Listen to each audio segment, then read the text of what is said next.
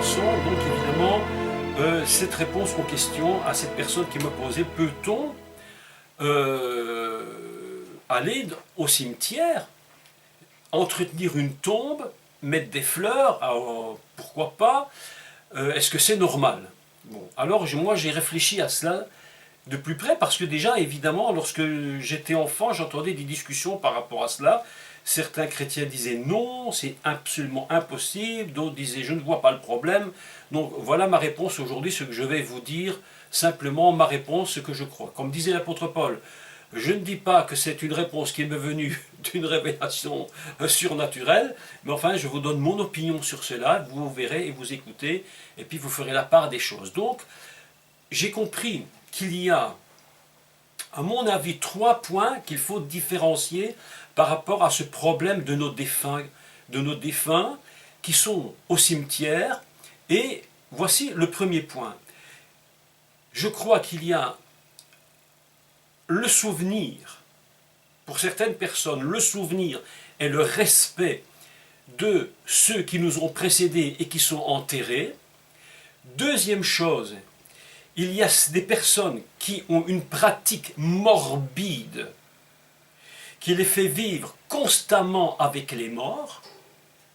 Troisième chose, il y a un culte des morts qui est devenu, pour beaucoup dans nos systèmes très catholiques, dans notre culture judéo-chrétienne catholisante à l'extrême, où les gens vont dans les cimetières, se mettent sur la tombe des morts et finissent par en faire un culte où ils vont même jusqu'à prier les morts. Et c'est tout à fait logique que ça se produise, puisque, n'en déplaise peut-être à ceux qui écouteront et qui sont catholiques, mais j'espère qu'ils me comprendront dans ce que je vais dire, c'est que lorsqu'on fait un culte des morts, entre guillemets, des saints, entre guillemets, et qu'on va les prier et les adorer, comment voulez-vous qu'on ne puisse pas reproduire les mêmes choses à un niveau, je dirais peut-être plus simple, qui serait simplement aller au cimetière sur la tombe des défunts, jusqu'à croire qu'ils peuvent encore nous parler. Et c'est ces choses qui arrivent. Ça tombe dans un système de pure superstition, quand ce n'est pas pire, quand ce n'est pas même, je vais le dire quand même, parce que je crois que c'est vrai, une sorte de sorcellerie quand même, puisque la Bible nous enseigne de ne pas parler aux morts. Donc là, il y a quand même 3 cas, dont un premier qui serait que le souvenir et le respect de ceux qui nous ont précédés, et puis donc une pratique qui fait que les gens vont au cimetière quasi à la Toussaint en général, et puis plusieurs fois par semaine, etc. Et là, ça devient véritablement une vie qui est attachée à la mort, et c'est un cercle, j'allais dire vicieux, de lequel ils ne peuvent pas se débarrasser. Donc c'est un peu sur cela que je voudrais parler. Cette réponse ne sera pas très très longue, parce que je crois qu'elle ne mérite pas une immense réponse en longueur, mais simplement je vous rappelle que même en Israël, il y a la tombe, on voit la tombe de Rachel qui est à Bethléem, la tombe des patriarches, d'Absalom, de Joseph, etc. Et où des gens vont sur ces tombes, les entretiennent et ont le souvenir. Où ça devient plus grave, c'est lorsque certains mêmes juifs vont sur ces tombes et essaient de capturer l'énergie de ces hommes ou de ces femmes qui sont mortes pour eux-mêmes recevoir l'énergie de ces personnes. Là, on tombe déjà dans un autre problème.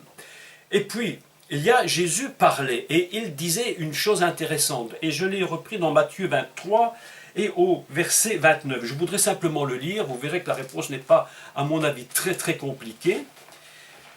Donc Matthieu 23, verset 29, Jésus parle et il dit, comme reproche évidemment aux scribes et aux pharisiens, et il leur dit ouvertement, vous êtes hypocrites. Je lis le texte et puis je vais essayer d'expliquer rapidement cela. Malheur à vous, scribes et pharisiens hypocrites, parce que vous bâtissez les tombeaux des prophètes et vous ornez les sépultures des justes, et vous dites, si nous avions vécu du temps de nos pères, nous ne nous serions pas joints à eux pour répandre le sang des prophètes. Vous témoignez ainsi contre vous-même que vous êtes les fils de ceux qui ont tué les prophètes. Comblez donc la méchanceté de vos pères, race de serpents, etc. Bon, je ne continue pas la suite, c'est vraiment terrible, une réponse mais cinglante du Messie, mais il y a des jours, il y a des fois, lorsque je lis, je me dis, mais il était vraiment parfois très, très, très sévère, très, très dur, avec ces systèmes-là. Donc en fait, Jésus ne reproche pas du tout qu'on ait construit des sépultures et des tombeaux aux prophètes, des sépultures aux justes. Ce qu'il reproche, c'est le comportement des personnes qui vont sur ces sépultures, qui font des choses et qui disent des choses. Alors mon opinion à moi, elle est simple. Je me dis ceci, c'est mon opinion, d'accord? Donc ma réponse est mon opinion. Maintenant, chacun de vous, vous penserez et vous jugerez cela. Je dis que si nous avons le respect et le souvenir de ceux qui nous ont précédés, qu'ils ont une tombe, ok, ils vont sur une tombe, ils vont la nettoyer, l'entretenir, mais que c'est simplement au niveau du respect dans l'entretien de cette tombe, je vous dis honnêtement, je ne vois pas le problème. Je n'en vois pas personnellement un problème. Je passe une fois par an, quand j'y pense, et encore, et c'est parfois pas une fois par an, au cimetière qui est près dans le village où mes parents sont enterrés, je vais voir un peu comment ça se passe, si c'est pas la brousse qui a poussé partout, si c'est un peu broussailleux, je tire les herbes, bon, bref, j'arrête là, ça s'arrête là. D'autre part, où ça devient un véritable problème, c'est... Alors oui, excuse-moi, j'interromps parce que je lis ce que Daniel nous dit, hein, parce que si on profite de la réponse qu'il nous donne, donc il dit, les Juifs posent un caillou sur la tombe, lorsqu'ils passent, on ne met pas de fleurs sur un mort. Bon voilà, tu vois, je ne savais même pas ce que tu me dis, je viens de l'apprendre à l'instant même, tu vois, mais de toute façon, voilà, ils vont sur une tombe et ils peuvent honorer ou aller plus loin dans une sorte de comme je l'ai dit, de capture de quelque chose, d'une énergie dans un mort. Bon, c'est beaucoup plus complexe. Donc, tu vois, c'est intéressant qu'on puisse se chatter pour expliquer. On ne sait pas tout, hein, on ne sait pas tout. Donc, je dis, au niveau du respect qu'on peut avoir, et dire, je ne laisse pas tout aller dans le cimetière pour que ce ne soit pas vraiment du désordre, une brousse impossible, en quoi cela ne me dérange pas du tout. Pas du tout. Où ça me dérangera beaucoup, et où je dis qu'il faut faire très attention, même chez les chrétiens, il y a des chrétiens qui ont fini par faire le culte de leurs défunts et qui vont sur ce cimetière, sur ces tombes. Mais alors c'est devenu véritablement obsessionnel et ils ont cette pratique morbide, véritablement morbide, où ils sont vraiment tenus dans leur tête par rapport à ces défunts. Ils ne peuvent pas, j'allais dire, fermer le cycle de la vie de ceux qui sont partis.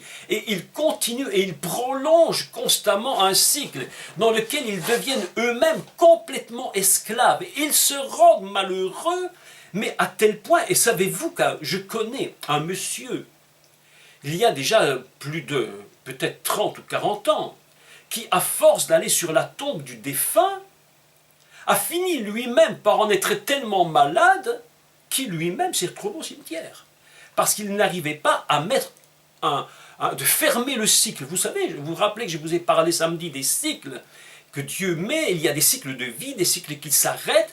Il y a des cycles que nous devons stopper, parce que si nous ne les arrêtons pas, certains cycles vont nous emmener dans des confusions spirituelles et mentales jusqu'à une destruction totale. Je dis à ces chrétiens-là, si vous en êtes à ce niveau-là, je vous supplie d'arrêter le cycle. Vous savez qu'il y a certains moments où le Messie Yeshua va casser un cycle. Je voudrais vous donner une réponse à ce niveau-là. Casser un cycle, ça veut dire quoi? Bon, ce n'est pas tout à fait dans le même sens de ce que j'explique maintenant, mais c'est pour vous montrer que parfois il faut casser des cycles. Si vous prenez la femme adulte, la femme samaritaine, voilà, Jésus arrive près du puits et la femme samaritaine se trouve là. Et il va lui dire quelque chose de très surprenant. Et je pensais à ça ce matin, ou plutôt dans cette nuit. Je me disais, mais Jésus se trouve avec cette femme et il va lui dire deux choses très particulières. Il va lui dire, tu as eu 5 maris. Autrement dit, tu es dans un cycle qui n'est déjà pas normal. Celui qui t'a aujourd'hui, c'est-à-dire n'est pas non plus ton mari, tu es dans un cycle encore que tu continues. Et Jésus vient et qu'est-ce qu'il fait en réalité? Il va casser le cycle infernal dans lequel il se trouve. Parce qu'il y a des moments dans nos vies, nous devons cesser certains cycles. Et ces personnes qui vont constamment dans les cimetières, sur la tombe de leurs défunts, est-ce que vous savez que certaines personnes vont tous les jours au cimetière? depuis des dizaines d'années. Je les vois parfois rentrer dans les cimetières lorsque je passe, je les vois avec leurs fleurs sur les tombes de leurs défunts, ils ne peuvent pas casser le cycle. Quelque chose les empêche. Ils sont liés par un esprit de mort. Est-ce que c'est un esprit, vraiment un esprit ou une pensée de mort? Mais de toute façon, ça ne change rien grand-chose, puisque de toute façon, ils sont complètement esclaves de la mort de leurs défunts. Ils ne peuvent pas s'en séparer. Je vous dis, j'ai perdu mon grand-père, ma grand-mère, mon autre grand-père, j'ai perdu des tantes, des oncles, j'ai perdu, enfin, mes parents, mais je ne suis absolument pas tenu par cela. Ma joie est de savoir qu'ils sont près du Seigneur, ça s'arrête là. Et si on entretient la tombe une fois de temps en temps, c'est simplement pour respecter l'endroit, au moins qu'il soit convenable, mais certainement pas pour en faire, j'allais dire, une maladie morbide. Donc je dis à cette dame qui m'a écrit, si c'est cela que vous faites, arrêtez immédiatement. Arrêtez immédiatement, parce que vous êtes en train de vous détruire. Complètement. Votre mental est en train de se lier à la mort. Avez-vous remarqué qu'il y a un culte de la mort aujourd'hui? Et je dis aujourd'hui parce que nous le voyons aujourd'hui, nous vivons aujourd'hui, qui a toujours existé, bien entendu, mais un culte de la mort que nous retrouvons d'une façon dramatique dans les périodes de Toussaint, ce qu'on appelle la Toussaint et la fête des morts. Et à cette période-là, et ce n'est pas le hasard, se produit une fête qui s'appelle cette horrible fête d'Halloween. Je voyais un reportage intéressant sur un travail qui se faisait sur le parc Astérix, en France, tout près de Paris, où chaque année ils font une nuit Halloween où les gens sont déguisés en squelettes, en morts, en meurtres. Le culte de la mort. Mais celui qui va au cimetière chaque jour, ou plusieurs fois par an, ou par semaine, qui ne peut plus se débarrasser de cette habitude, est pris dans un système de mort. Et cette mort, il ne se rend même pas compte qu'elle est en train de le prendre lui et de détruire sa vie. Nous sommes des enfants de Dieu, nous sommes disciples du Messie Yeshua, nous devons être des disciples de vie et non des disciples de mort. Nous devons cesser, si nous le faisons, ce système, nous brisons, il faut casser le cycle. Obligatoirement le casser, le détruire, afin que nous ne tombions pas dans ce système. Troisième point, et je vais clôturer, la réponse n'est pas longue, ces gens qui vont même, tenez-vous, dramatique, même des serviteurs de Dieu très connus, qui se rendent sur la tombe de certains autres serviteurs ou servantes de Dieu pour prendre de l'énergie de ces personnes pour leur propre ministère. Mais qu'est-ce que c'est que cette histoire? Donc voilà des personnes qui sont tombées dans un culte de la mort, mais vous imaginez un culte de la mort parmi les croyants disciples de Yeshua. Mais alors nous ne sommes vraiment pas du tout, si ils tombent là-dedans, ils ne sont vraiment pas du tout différents de ce que font les catholiques qui adorent les saints. Puisque qu'est-ce qu'ils font? Ils sont en train d'essayer de puiser de l'énergie de ces personnes mortes pour recevoir soit des, entre guillemets, bénédictions, soit guérison. Est-ce que vous vous rendez compte? Écoutez bien, pour vous montrer à quel point ça peut aller. Nous avions en Belgique le roi Baudouin, qui était un homme, il faut le dire, très bien. Un homme qui avait une conscience, qui croyait en Dieu, qui était un homme de prière, bien qu'il soit catholique et qu'il était ce qu'il a été par rapport à cela. Mais qu'importe, c'était un homme, un roi droit, bon. Lorsqu'il est décédé, évidemment, on l'a mis dans la sépulture royale, voilà, à la cathédrale de Laeken, parmi la crypte, dans la crypte royale, et une dame est allée, une religieuse.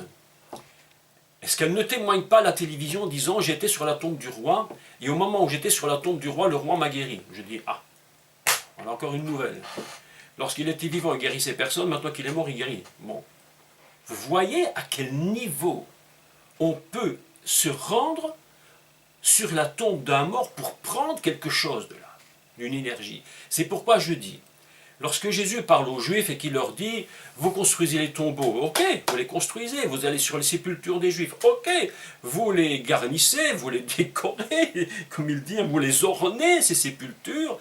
Hein, qu'est-ce qu'ils faisaient? Bon, voilà, comme nous dit Daniel, peut-être il mettait peut-être un caillou, je ne sais pas à l'époque ce qu'ils faisaient exactement, j'en sais trop rien. Mais enfin, bref, Jésus leur dit « Vous ornez les sépultures, mais c'est pas ça, je vous reproche à la limite, je vous reproche même pas. Il dit « Ce que je vous reproche, c'est vos comportements que vous avez par rapport à cela. Quels sont les comportements des croyants? Je dis, nous les chrétiens, nous les croyants, disciples de Yeshua, nous devons, si nous sommes pris dans ce piège, couper ce cycle, obligatoirement. Obligatoirement. Nous ne pouvons pas rentrer dans ce système où nous avons contact avec l'esprit des morts. Vous imaginez jusqu'où ça peut aller? Imaginez jusqu'où on peut aller. Donc ma réponse est très simple. Si vous n'allez, pour moi, si vous n'allez que pour nettoyer la tombe une fois en passant, pour voir si tout n'est pas en désordre, faites-le. Moi, ça ne me dérange pas. Pour tout le reste, coupez le cycle. Coupez le cycle. Voilà, c'est tout. Coupez-le et arrêtez de vous lier avec la mort. Ceux qui sont partis, je vous dis. S'ils sont près du Seigneur, réjouissons-nous. Nous avons le droit à la tristesse du décès pendant un temps, mais à un moment donné, il faut arrêter et il faut passer à autre chose. C'est absolument mon avis. Lorsque ma mère est décédée, mon chagrin était grand, mais aujourd'hui, je peux vous dire que le temps a passé rapidement, où tout ça était terminé. Et j'ai dit, nous passons et nous continuons à autre chose. Voilà ma réponse sur la première question qui m'a été posée. Chacun fera selon ce qu'il pense. S'il veut aller nettoyer la tombe ou pas, faites selon votre conscience. Si vous sentez que ça vous gêne et vous dérange, n'y allez pas. Si ce n'est qu'entretenir et que ça ne vous dérange pas, faites-le une fois de temps en temps si ça ne vous dérange pas. Que votre conscience soit claire. Mais que votre conscience ne vous reproche rien. Vous savez, la conscience, c'est quelque chose de très important, sur lequel il faudrait d'ailleurs vraiment expliquer comment elle fonctionne. Mais enfin, c'est un autre sujet. La deuxième question qui m'a été posée, et là, c'est autre chose. Je vais essayer de répondre assez rapidement également, parce que le thème est un peu plus complexe. Et quelqu'un me posait la question, quelle différence y a-t-il entre Malkitsédek et entre le ministère de Aaron? Je voudrais premièrement rappeler très brièvement que Melchitsédek est un mot construit sur deux mots hébreux qu'on va appeler Malki et Tzedek. Donc Malki c'est Meler, dans la racine fondamentale qui veut dire le roi. Tzedek le juste, c'est-à-dire le roi qui est juste, le roi de la justice. Pour simplement mettre un petit point sur son nom. Sur Aaron, alors là c'est beaucoup plus surprenant, parce que Aaron, pour le dire plus justement Aharon, il a quelque chose dans son nom de très spécial, ce monsieur, c'est qu'il a un nom qui est excessivement proche de ce qu'on appelle le Aaron, c'est-à-dire l'arche qui se trouve dans le tabernacle ou en l'occurrence dans le temple. L'arche s'appelle Aaron, lui s'appelle Aaron. Quelle différence y a-t-il entre les deux mots? Eh bien, le nom de Aaron, le grand prêtre, peut s'écrire de deux façons. Ce matin, de nouveau, je regardais dans les textes hébreux, et on peut l'écrire de deux façons. Donc la première façon, je vous lis les lettres hébraïques, c'est juste une petite introduction, et voilà, c'est intéressant de voir comment ça fonctionne son nom. La première façon de l'écrire, qui est la plus commune dans le livre de l'Exode, et je crois que c'est peut-être dans le livre de l'Exode, c'est peut-être la seule façon de l'écrire, je n'ai pas tout vérifié, parce que quand même les références, il y en a pas mal, mais je crois que c'est à peu près la seule façon de l'écrire, c'est Aleph, Resh, Vav, point qui fait O, et le Nun Sophite en finale. Donc, Aleph, Resh, Vav, point, Nun Sophite. Aaron. Aaron, ça c'est l'arche de l'alliance. Deuxième façon de parler de l'arche de l'alliance dans le livre des Nombres. Alors là, ça devient très intéressant parce qu'on se rapproche très fort du nom du grand prêtre. Donc cette façon de l'écrire dans le livre de Nombres, c'est Aleph, Resh point, il n'y a pas de Vav, Nun Sophite. Donc, je me répète tout doucement, c'est intéressant, vous allez voir pourquoi c'est intéressant. Je fais cette petite introduction parce que je trouve que vraiment il y a un petit mystère qui se cache là, qu'on peut dévoiler. Je répète donc, une des façons de l'écrire dans le livre des Nombres, Aleph, Resh, point, Nun Sophite. Dans le livre de l'Exode, Aleph, Resh, Vaf, point, Nun Sophite. Comment s'écrit le nom de Aaron? Eh bien, le nom de Aaron, lui, c'est très intéressant. Parce que Aaron s'écrit Aleph, le He, Resh, point, Nun Sophite. Je me répète doucement, d'accord?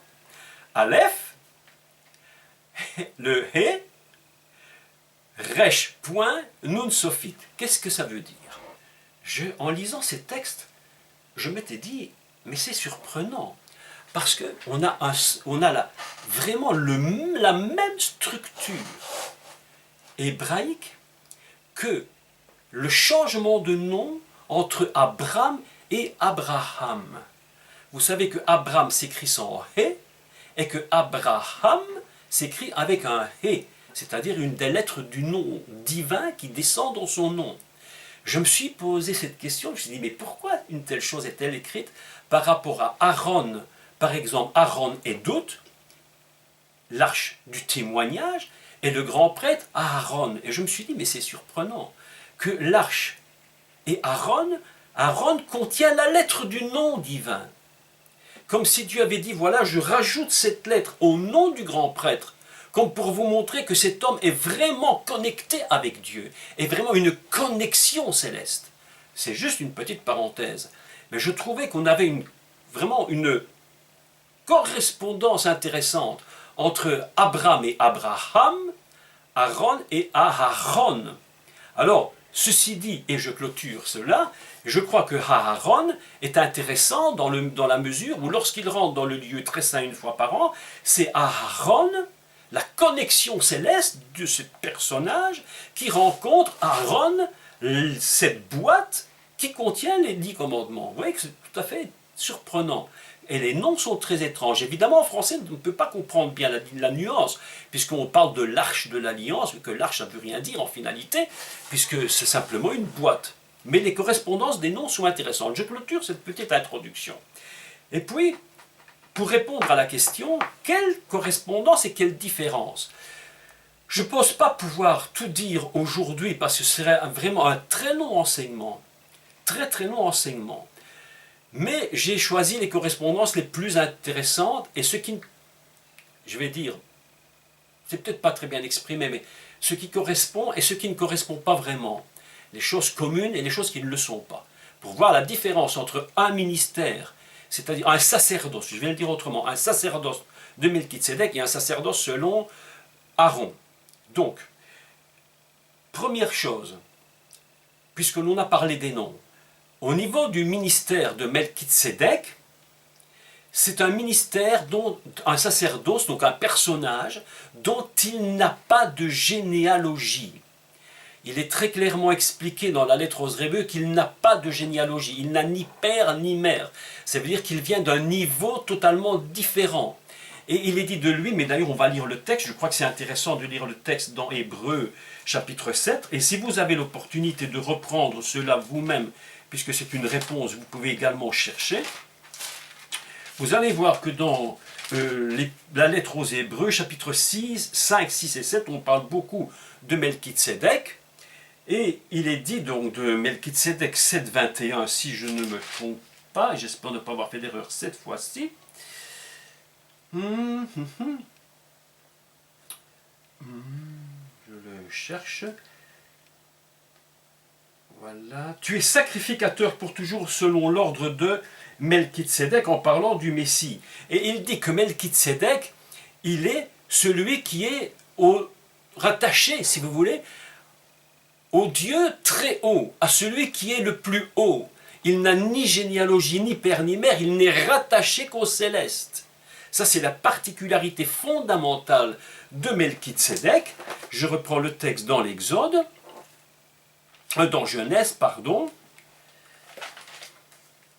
Melchitsédek, roi de Salem, donc de Jérusalem, fit apporter du pain et du vin. Il était sacrificateur, déjà une correspondance avec Aaron. Il est sacrificateur, où il y a une petite différence, c'est qu'il n'a ni père ni mère, alors que, bien entendu, Aaron, lui, a une généalogie, et elle est intéressante, cette généalogie, et elle va nous éclairer sur quelque chose qui fonctionne par rapport au Messie et à Melchitsédek. Qu'est-ce que cela veut dire? C'est que Aaron fait partie de la tribu de Lévi, autrement dit, il va fonctionner selon un type de tribu, alors que le Mashiach, lui, est rattaché au ministère de Melchitsédek, qui lui, évidemment, est de la tribu de Juda.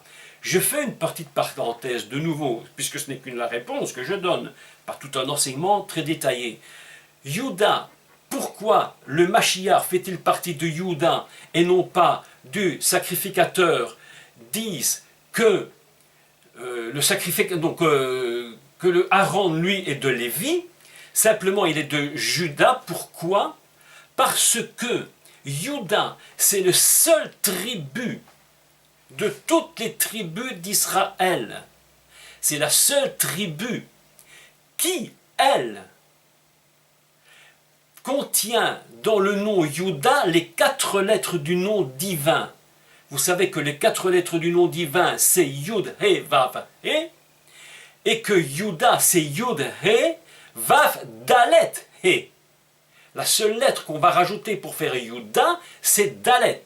Mais les autres lettres sont les lettres du nom divin. Autrement dit, on comprend que le Mashiach qui dit « je suis la porte », en fait, c'est une porte qui se rattache directement au nom divin. C'est pourquoi le ministère du Mashiach, Yeshua, est lié à celui de Melchitsédek, celui qui lui-même est attaché au très haut, au celui qui est le divin. Par contre, au niveau du sacerdoce de Aaron, qui n'est pas de la même tribu, le Mashiach n'est pas attaché à cette tribu. C'est la raison pour laquelle vous ne voyez jamais dans la Bible que le Mashiach Yeshua va rentrer dans le temple et pratiquer et faire, j'allais dire, toutes les mitzvot, tout ce qui doit se faire en tant que grand prêtre. Alors c'est tout à fait surprenant parce que Yeshua, lui, dont nous savons qu'il est le grand prêtre des grands prêtres, il fonctionne uniquement au niveau du céleste dans le temple, j'allais dire, céleste, dans le tabernacle du ciel, et non pas au niveau du tabernacle terrestre. Pourquoi? Je répète, parce qu'il n'est pas de la tribu, il ne fait pas partie du Kohen Mashiach. Il ne fait pas partie des grands sacrificateurs selon la tribu de Lévi, mais uniquement selon la tribu de Juda. C'est pourquoi, en tant que tribu de Juda, il n'a pas droit ni accès ici-bas. Donc vous voyez que déjà là, il y a beaucoup de choses à dire par rapport à toutes ces différences. Néanmoins, Melchitsédek, qui lui est vraiment, véritablement celui qui est l'image, donc ce qu'on appelle une théophanie, c'est-à-dire une apparition matérielle de la divinité, il est véritablement le sacrificateur qui apporte le pain et le vin, c'est-à-dire véritablement la fonction messianique dans la théophanie, alors que du côté du ministère de Aaron, on n'est pas du tout dans le même système. Aaron n'est pas une théophanie. Aaron, c'est seulement un homme mortel qui vient et qui passe. Melchitsédek, ce n'est pas ça. Mais bien sûr que les Juifs nous disent, et je lis vos commentaires, que Melchitsédek vient de Shem, mais je vais me contenter, personnellement, si vous permettez, de tenir ce que nous dit, donc ce qui est dit dans les lettres de Paul, ou de l'auteur des Hébreux, qu'il n'a ni père ni mère, donc pas de généalogie. Je sais que les rabbins vont essayer de trouver une généalogie, mais en général, quand il y en a une, Il le donne. Noach a ses généalogies, Abraham a ses généalogies, Jacob, Joseph, tout le monde a ses généalogies. Ici, Malkitsédek nous dit clairement le texte, il n'a ni père ni mère, donc il se rattache uniquement au céleste. D'où la théophanie qui va représenter ce qu'il est là-haut, ici-bas. Mais il passe et puis il disparaît. On ne sait rien de lui. Par contre, au niveau de Lévi, évidemment que Aaron, lui, il n'est pas de ce même système. Il vient, il naît, il meurt.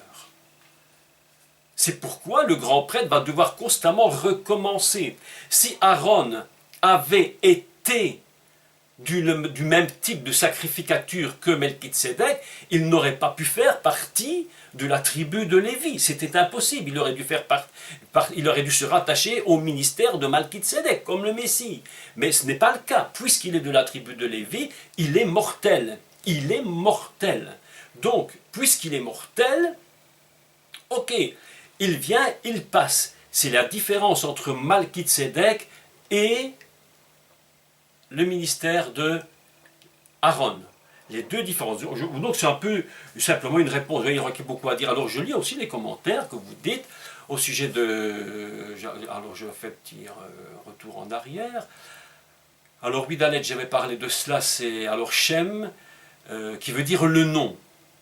Vrai aussi, tout ça est vrai aussi. Shem, c'est le nom. Maintenant, est-ce que c'est le nom, peut-être, le nom divin? Est-ce que ça contiendrait le nom divin? Peut-être. C'est aussi un décodage qui probablement pourrait se faire. Daniel nous dit que le fils de Noé. Oui, tout ça est vrai. Shem, le fils de Noé. Mais encore une fois, je vais essayer de me tenir uniquement à ce qui est dit qu'il n'a ni père ni mère, sans généalogie.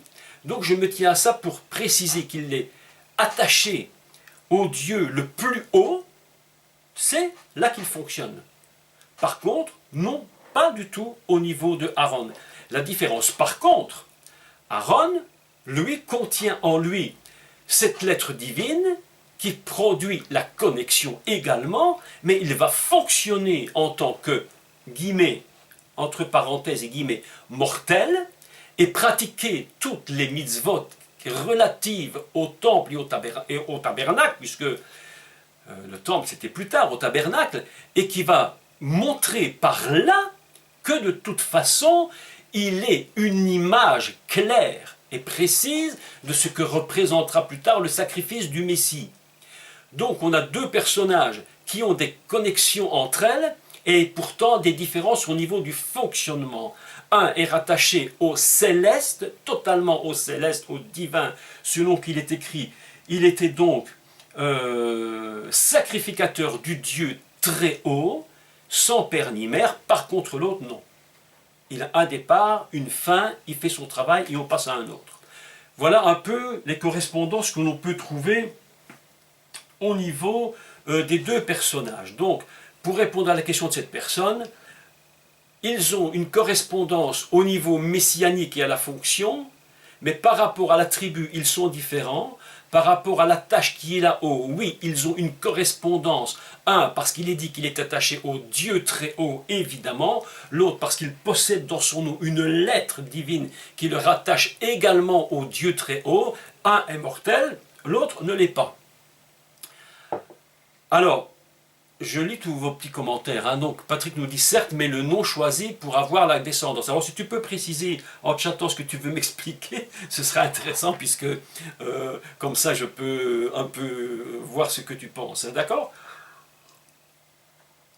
Donc, les deux sacerdoces sont complètement, je dirais, ressemblants et pourtant, le Mashiach Yeshua fonctionne uniquement sur le tabernacle de Melchizedek. Il est dit tu es sacrificateur selon l'ordre de Melchizedek et non pas selon l'ordre d'Aaron. Donc il y en a un qui est véritablement le Dieu très haut et il est accroché à ça le Messie. L'autre est accroché uniquement à un ministère qui est un ministère terrestre qui pratique les mitzvot qu'il faut pratiquer pour se connecter, pour s'approcher de Dieu et qui est une image évidemment du Messie. Mais dans la temporalité, l'autre fonctionne au niveau de l'éternité.